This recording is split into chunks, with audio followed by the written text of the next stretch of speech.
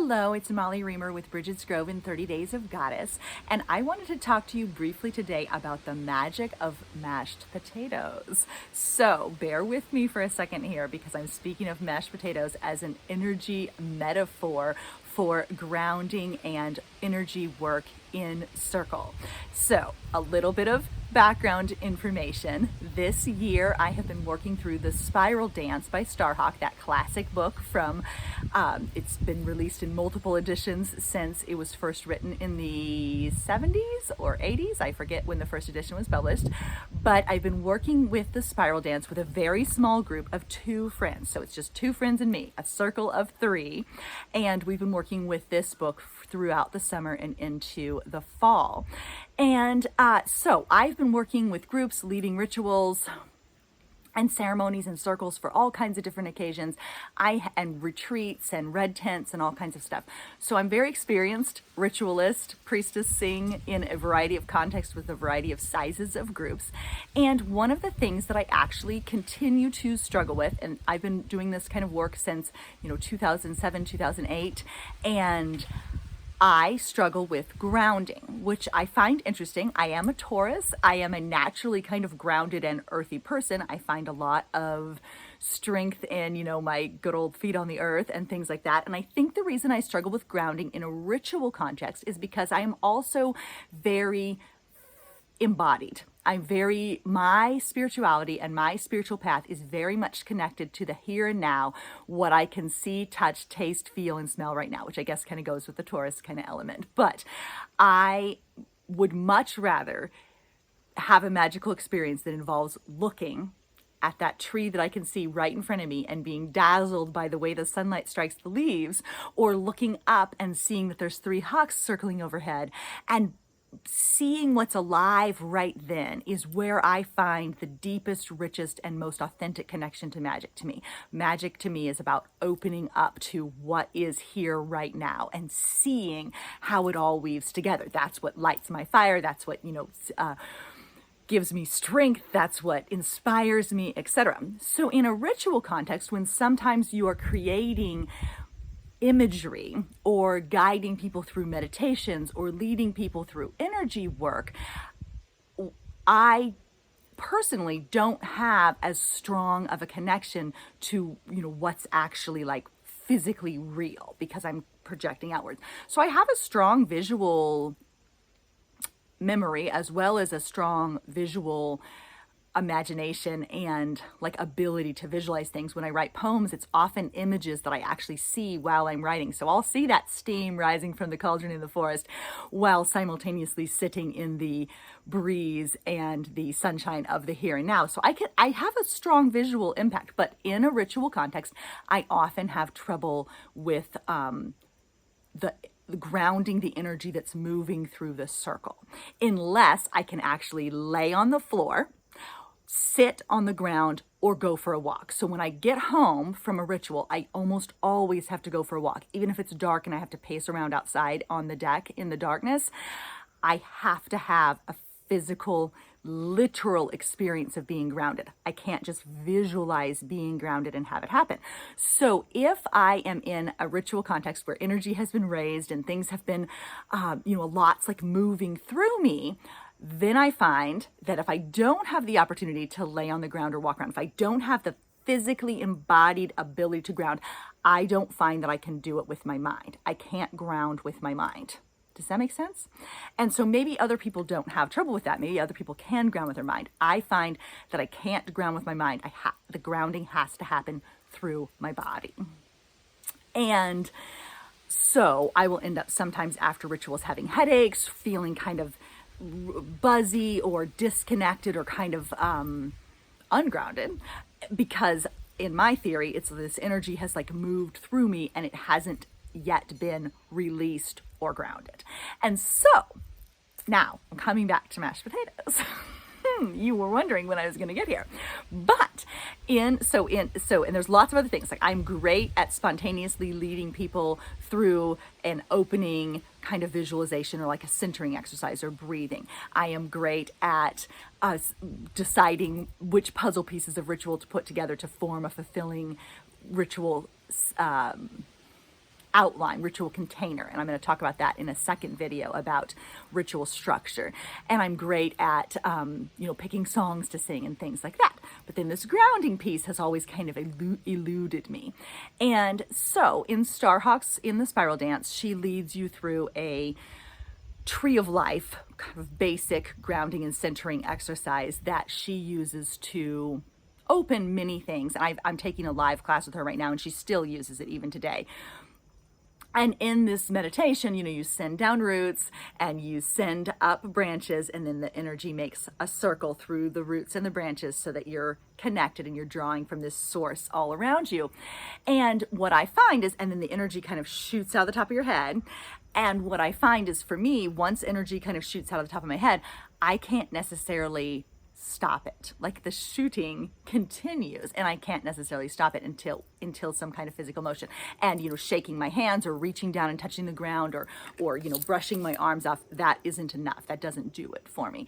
And so just visualizing this container, visualizing this circuit as complete, for me, I find that something's left energetically open there. There's something that's still open. So in yesterday's little circle that I was working on with my friends, we were doing pendulum work with auras and energy. And in the spiral dance, Starhawk is suggesting that you're using the pendulum above the person's head to sense the energy. You guide them through this tree meditation with the energy shooting out of the top of the head. And then she just casually mentions damping the energy, shutting the energy down. You damp the energy by imagining that you are wrapped in cotton wool or immersed in mashed potatoes. And that's what dampens the energy down and what stops it from, kind of continuing to shoot out all over. And we laughed at first about mashed potatoes. Like, okay, great. What a magical metaphor, right? Like, I'm going to be immersed in mashed potatoes. That'll be so great. But then this is what actually happened. We're using the pendulums. And what happens, so one person is sitting on the ground and the other person has a pendulum above their head. So the person on the ground can't see what the pendulum is doing. The person above them is holding the pendulum. And this is just an experimenting with sensing energy and the magic of energy. And so you're doing your tree of life meditation and you're picturing the branches and the roots and all connected, and then the energy's shooting off the top of your head. And as that happens, the pendulum in theory is supposed to start swinging above the head as the energy happens. And then you say, now you're immersed in the mashed potatoes. And the pendulum is supposed to stop swinging because you've shut off that explosion kind of energy. And so we were doing this wondering, it's experimental. I love still having a group that you can experiment with. I love having been on this path for practically 20 years and still have things that are new to me and still making discoveries. And so what was fascinating is the second, I'm talking the literal second that we said mashed potatoes, the pendulum stopped moving. I'm talking on a dime, as in it was swinging around, and then instantly completely stopped. And so we said, so the mashed potatoes made us laugh, because the other person who was reading the meditation would say, and now the mashed potatoes. And it was kind of it's a little bit de-immersive, because then instead of being, these magically connected, amazing goddess loving women, suddenly you're swimming in the mashed potatoes. But I have never had such an experience of direct, mentally triggered grounding, immediate. So instead of finding myself with energy still shooting out the top of my head and kind of not being able to shut it down, the mashed potatoes instantly caused that to happen for me in a way that felt almost physical. And I think here is the secret, that, as I referenced before, I need that embodied experience, the physical experience of literal grounding, walking on the earth, laying down on the earth. Putting my hands on it is not enough. I need more than that. So mashed potatoes is this very, we almost all have the experience of eating mashed potatoes or knowing what mashed potatoes are like. So we have kind of a visceral understanding in our bodies of what it would be like to be immersed in mashed potatoes. And so the instant connection, it was a very embodied mental image of you can instantly feel the damping, the shutting down, the bringing it in. So one of the other things I'm not that great at is shielding. People speak a lot about that and because basically, I guess, doing magical work that's largely imagery based is something that doesn't really work that well for me.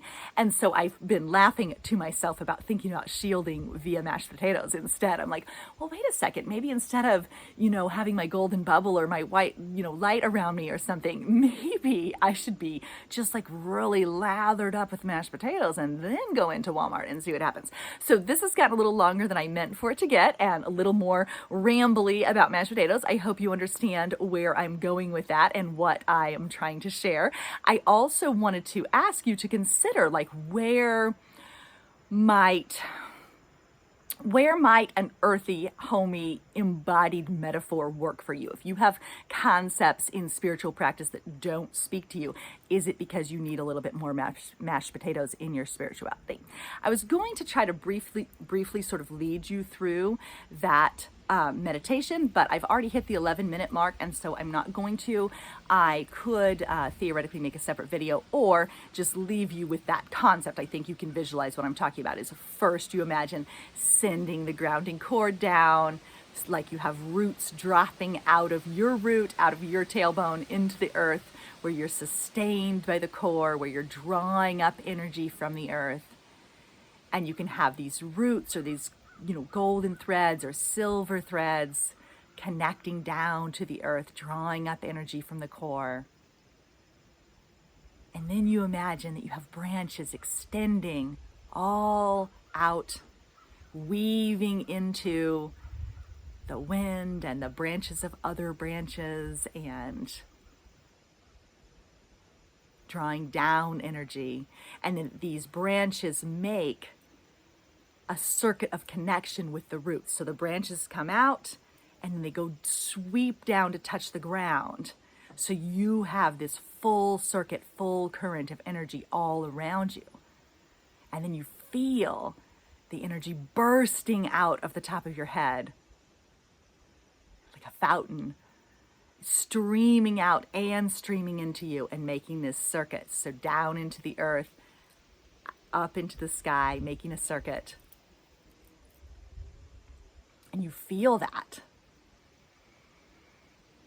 And you feel alive with that connection. And then the mashed potatoes.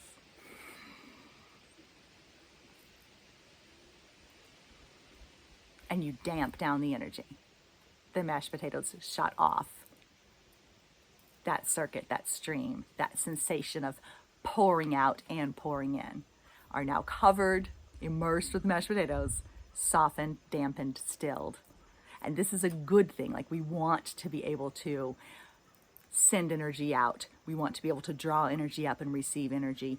And we also want to be able to shut down the circuit so that we don't burn out, basically, or overextend ourselves, overuse our energetic resources. And the other thing to always remember is that, and I learned this in Reiki training, but it's something I really have to struggle with and I have to remind myself of repeatedly, is that we can source from the energy around us. Like, we can draw strength up from the earth. We can draw inspiration down from the sky. We can source from these energetic supports around us. It doesn't have to come only from our own core. I have a tendency to always draw from my own core and then feel depleted and in need of restoration. And so I'm always trying to remember how to draw from the support that is around me instead of depleting my own core in the process. So I hope that was helpful, and feel free to comment below if you have something else earthy and homegrown like mashed potatoes that could possibly cause a light bulb moment for me or anyone else who is watching. Thanks for being here.